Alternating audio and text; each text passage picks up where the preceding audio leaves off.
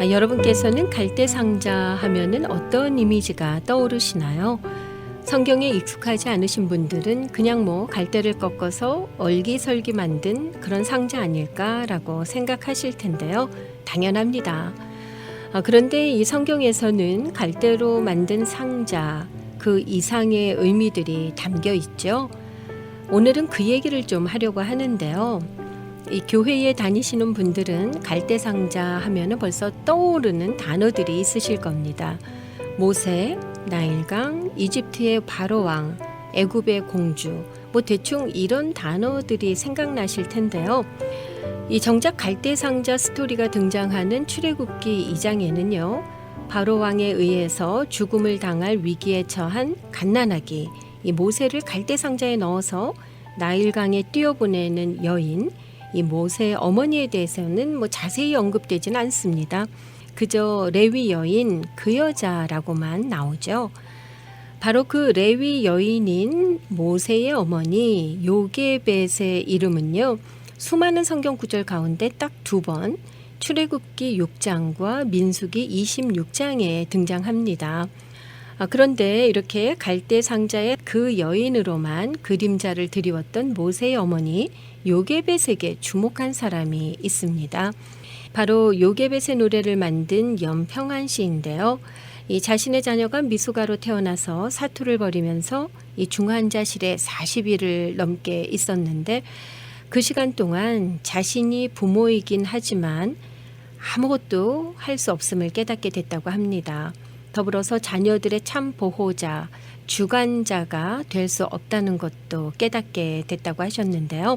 때마침 읽게 된 성경으로 아들 키우기라는 책을 통해서 모세의 어머니 요게벳을 만나게 됐다고 말하고 있습니다. 그러면서 자신의 자녀들도 이 참 부모이신 하나님을 만나서 잘 살아갔으면 하는 이 바람으로 이 찬양을 만들게 됐다고 합니다. 바로 오늘 이 찬양을 청해 주신 분이 계세요. 강현 집사님께서 이 요게벳의 노래를 청해 주셨는데요. 신청곡과 함께 이런 사연을 주셨네요. 이 대부분의 부모들이 자녀를 온전히 주님께 맡기지 못하고 내 힘으로 세상적인 방법으로 자녀들이 맞닥뜨린 상황을 극복하게 하려다가 좌절하는 모습을 많이 보셨다고요. 요게벳의 믿음처럼 자녀를 온전히 주님께 맡기고 하나님의 방법인 기도와 간구로 자녀들을 돕고 세우는 그런 부모가 되길 바라는 마음으로 요게벳의 노래를 신청하신다고 하셨습니다. 자, 조찬미의 음성으로 준비해봤습니다. 요게벳의 노래 함께 하시겠습니다.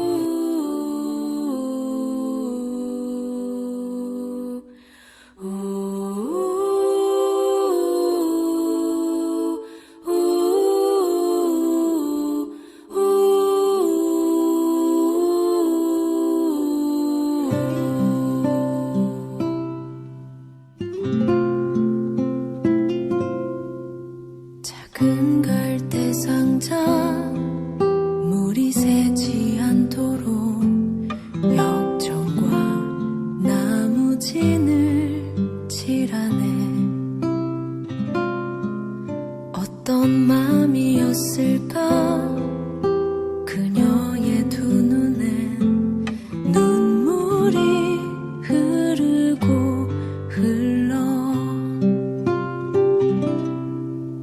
동그란 눈으로 엄마를 보고 있는 아이와 입을 맞추고 상자를 덮고 가까이에 띄우며 간절히 기도했겠지. 정처없이 강물에 흔들흔들 흘러내려가는 그 상자를 보며 눈을 감아도 보이는 아이와 눈을 맞추며 주저앉아 눈물을 흘렸겠지. 너의 삶의 창조인 너의 참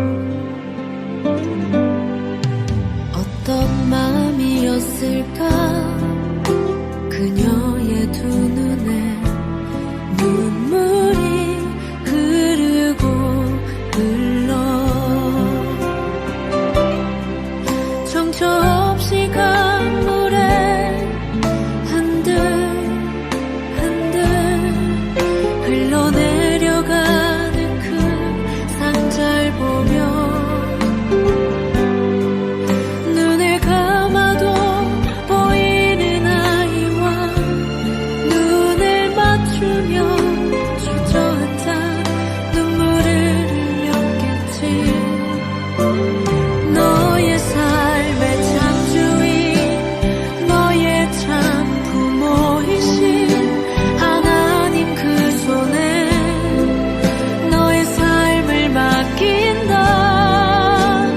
너의 삶의 창조인 너를 이끄시는 주 하나님 그 손에 너의 삶을 드린다. 그가 널 구원하시리. 그가 널 이끄시리라.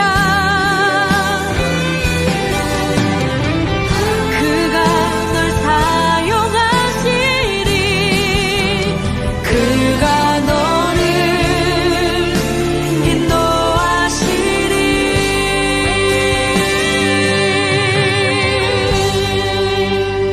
너의 삶의 창조인 너의 삶의 창조인 너의 참 부모이신 하나님 그 손에 너의 삶을 맡긴다. 너의 삶의 창조인 너를 이끄시는 주 하나님 그 손에 너의 삶을 드린다. 너의 삶의 창조인 너의 참 부모이신 하나님 그 손에 너의 삶을 맡긴다. 너의 삶의 창조인 너를 이끄시는 주 하나님 그 손에 너의 삶을 드린다. 어떤 마음이었을까 그녀의 두 눈엔 눈물이 흐르고 흘러.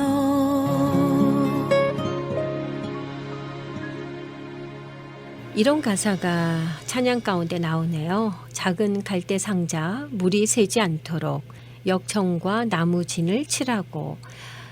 참 물이 새지 않도록 역청과 나무진을 칠하는 것, 여기까지가 우리가 인간적으로 할 수 있는 일 아닌가 싶습니다.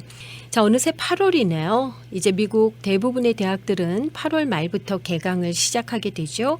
새로운 학년, 새로운 학기가 이제 곧 시작이 됩니다. 특히 대학으로 첫 자녀를 떠나 보내시는 분들 지금부터 걱정이 이만저만 아니실 것 같아요. 저도 그랬었거든요. 타주로 멀리 가는 아이들도 많고요. 인스테이트를 한다 해도 기숙사에 들어가게 되니까 오랜 시간 집을 떠나 있게 됩니다. 어찌 보면 본격적인 홀로서기가 이제 시작이 된다고 할 수 있을 거예요. 그런데 이제 이것은 시작일 뿐이죠. 이후에 직장을 갖고 또 결혼하면서 완전한 독립이 이루어집니다.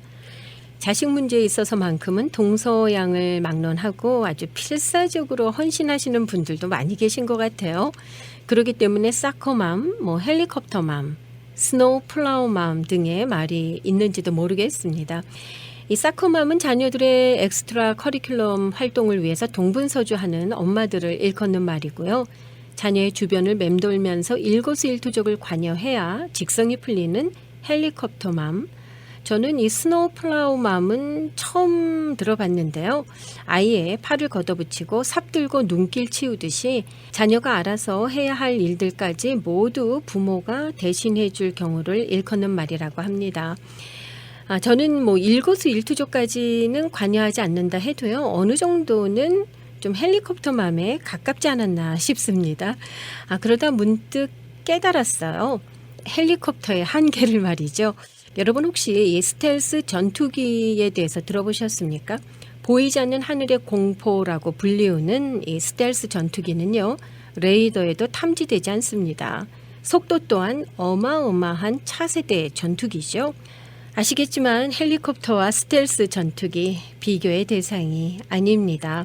자, 이런 생각으로 하나님께 맡기는 것이 어떠한 것인가 하는 것을 좀 생생하게 깨달은 적이 있었어요. 보이지 않는 총성이 끊이지 않는 전쟁터 같은 세상에서 무엇을 선택해야 하는지는 너무나 선명하게 보이는 것이었습니다. 자, 이제 다 장성한 자녀를 보면서 제가 가장 크게 깨닫는 것은요. 누구보다 하나님께서 우리 자녀들을 사랑하고 계시다는 겁니다. 그런데 자꾸 제가 그 사이에 끼어드는 것은 아닌지 모르겠더라고요. 지나고 보면 별일 아닌 것에 지나치게 민감하기도 했고요.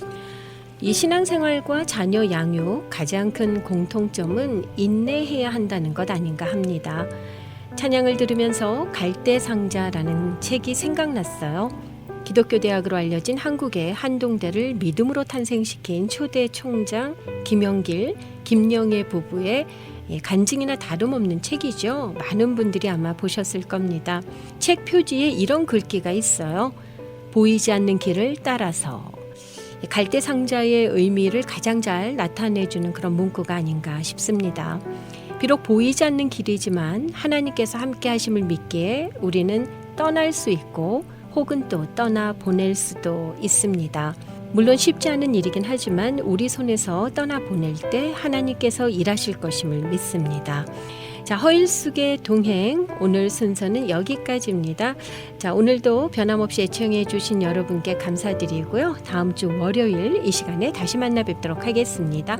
애청해 주신 여러분 감사합니다.